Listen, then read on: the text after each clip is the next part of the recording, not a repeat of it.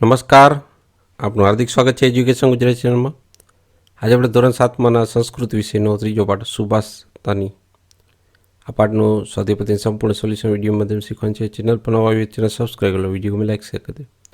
પહેલો પ્રશ્ન, નીચે આપેલા પ્રશ્નોના સાચા જવાબ માટે યોગ્ય વિકલ્પ પસંદ કરો. પહેલું, મૂર્ખાઓ શેને રત્ન સંજ્ઞા માને છે? તો છે પથ્થરના ટુકડાને. બીજો પ્રશ્ન, લઘુચેતા સા કા ગણના અસ્તિ? નો ઉત્તર છે અયમ પર નિજવા ઇતિ. ત્રીજું, ઉદારચરિતાના કા ગણના અસ્તિ? નો ઉત્તર છે સમગ્ર પૃથ્વી એક પરિવાર ઇતિ. ચોથું, વસુદેવ શબ્દની સંધિ જોડો. તો એ છે વસુધા પ્લસ એવ. પાંચમું, કૃદિશા વૃક્ષા નમંતી. જવાબ છે ફલવંત. છઠ્ઠું, કૃદિશા જના નમંતી. જવાબ છે ગુણીન. સાતમું, કે જના વિનમ્રા ભવંતી. જવાબ છે ગુણીન. આઠમો પ્રશ્ન, કોણ કોણ નમતું નથી? તે જવાબ છે સૂકા વૃક્ષો અને મૂર્ખાઓ. નવમો પ્રશ્ન, સાહસ બુદ્ધિવાળા વ્યક્તિઓને કોણ સહાય કરે છે? તે જવાબ છે ભગવાન. 10મો પ્રશ્ન, મહેનતથી શું સિદ્ધ થાય છે? તે જવાબ છે કાર્યો. 11મો પ્રશ્ન, મનોરથે ખાલી જગ્યા ન સિદ્ધ્યંતી. તે જવાબ છે કાર્યાણી. 12મો, ક્રીદશ પાદમ ન્યસ્તે. તે જવાબ છે નેત્ર શુદ્ધમ. 13મો પ્રશ્ન, ક્રીદશ જલમ પીબેદ. તે જવાબ છે વસ્ત્ર શુદ્ધમ. 14મો, કીદશ વાણી વધતે. તે જવાબ છે શાસ્ત્ર શુદ્ધનામ. 15મો, ક્રીદશ કર્મ કુર્યાત. તે જવાબ છે મનપૂતમ. પ્રશ્ન નંબર 2, ખાલી જગ્યા પૂરો. પેલું, મૂઢે પાષાણ ખંડેણ શું રત્ન સંજ્ઞા વિધીયતે? બીજું, અયમ નિજ પરો વેતી ગણના લઘુ ચેતસામ. ત્રીજું, નમંદી ફલિન વૃક્ષા. ચોથું, નમંતી ગુણોનો જના. પાંચમું, શુષ્ક વૃક્ષા ન નમંતી. છઠ્ઠું, એષડ એતે યત્ર વર્ણન્તે તત્ર દેવસ્ય સહાયતમ. સાતમું, શુબ્દસ્ય સિંહસ્ય મુખે મૃગા ન પ્રવેશ્યંતી. આઠમું, મનઃપૂત સમાચરેત. પ્રશ્ન નંબર 3, નીચે આપેલ વિધાન કરા છે તો કે ખોટા નિશાની કરીને જણાવો. પેલું, પૃથ્વીની નીચે 300 રત્ન છે. વિધાન ખોટું છે. બીજું, જળ, અન્ન અને સુભાષિત આ ત્રણેય ખૂબ કિંમતી છે. વિધાન સાચું છે.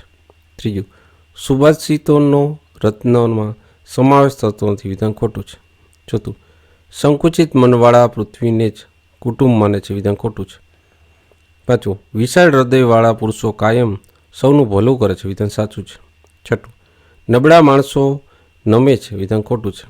સાતમું, સૂકા વૃક્ષો ખૂબ જ અકળ હોવાથી તૂટી જાય છે. વિધાન સાચું છે. આઠમું, જેની પાસે ધીરજ અને બુદ્ધિ છે તે જ ભગવાનને મદદ કરે છે. વિધાન ખોટું છે. 9મું, ઉદ્યમમાં જ કાર્યની સફળતા છે. વિધાન સાચું છે.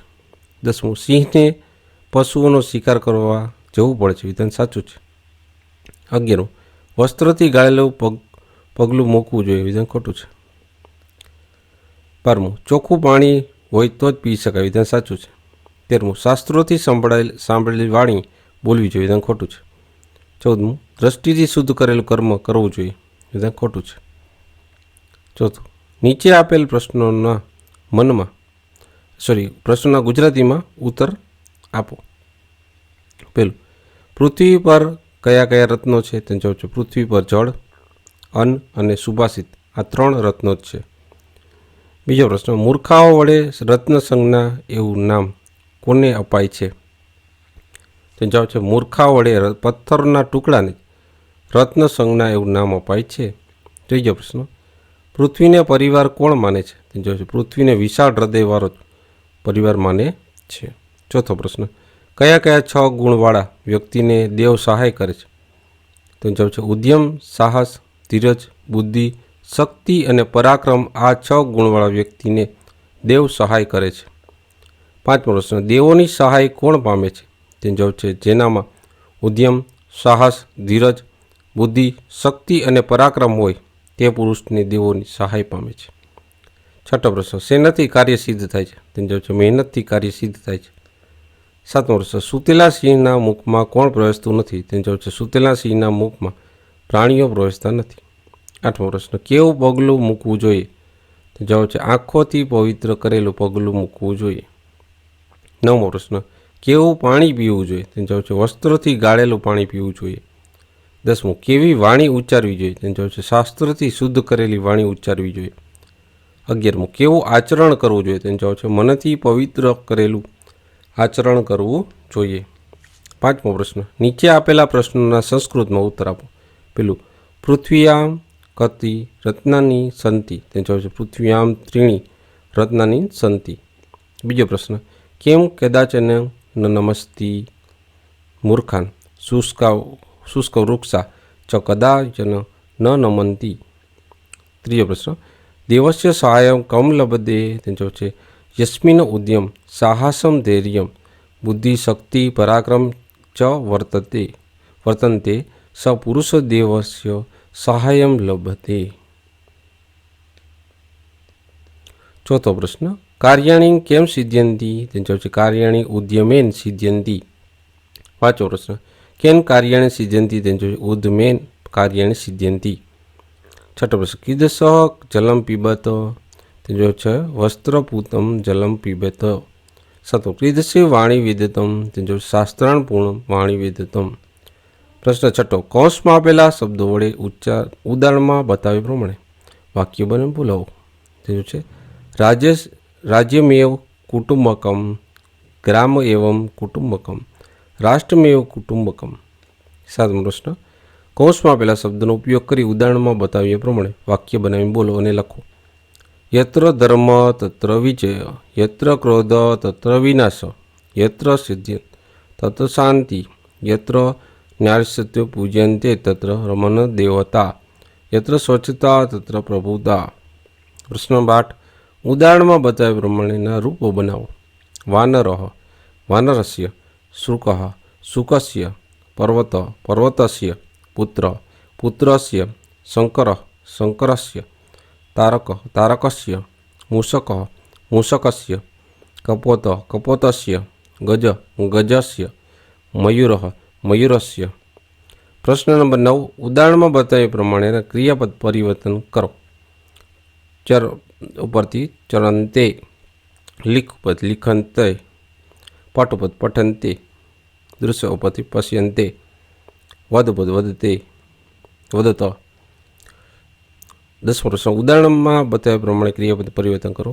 ખાદ ઉપરથી ખાદંતી લીખ ઉપરથી લિખંતી પત ઉપરથી પતંતી ક્રીડ ઉપરથી ક્રીડંતી પઠ ઉપરથી પઠંતી ગમ ઉપરથી ગચ્છંતી દૃશ્ય ઉપર પશ્યંતી ધાવ ઉપર ધાવંતી પા ઉપરથી પીબંતી વદ ઉપરથી વદંતી. પ્રશ્ન નંબર 11 ઉદાહરણમાં બતાવ્યા પ્રમાણે આપેલા નામોના યોગ્ય રૂપ આપો.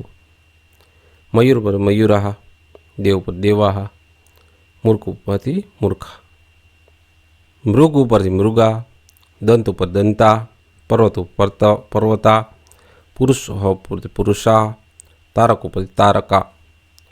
12મો પ્રશ્ન છે પાદ પૂર્તિ કરો. પેલું પૃથ્વી વ્યામ ત્રિરત્નાની જલમમ સુભાષિતમ મૂઢ પાષાણખંડેનું રત્નસંજ્ઞા વિદ્યતે.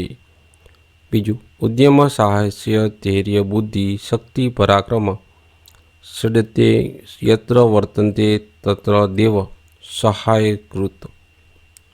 ત્રીજું દૃષ્ટિપૂતમ નયસ્તે પાદમ વસ્ત્રપૂતમ પિબેન્ત જલમ શાસ્ત્રપૂતમ વેદવાણી મનપૂતમ સમાચરિત. તો આપણે આ પાઠના સ્વાધ્યાય પોતાની સમૂળ સોલ્યુશન જોતા રહો. એજ્યુકેશન ગુજરાત ચેનલ શીખતા રહો. Thank you. આભાર.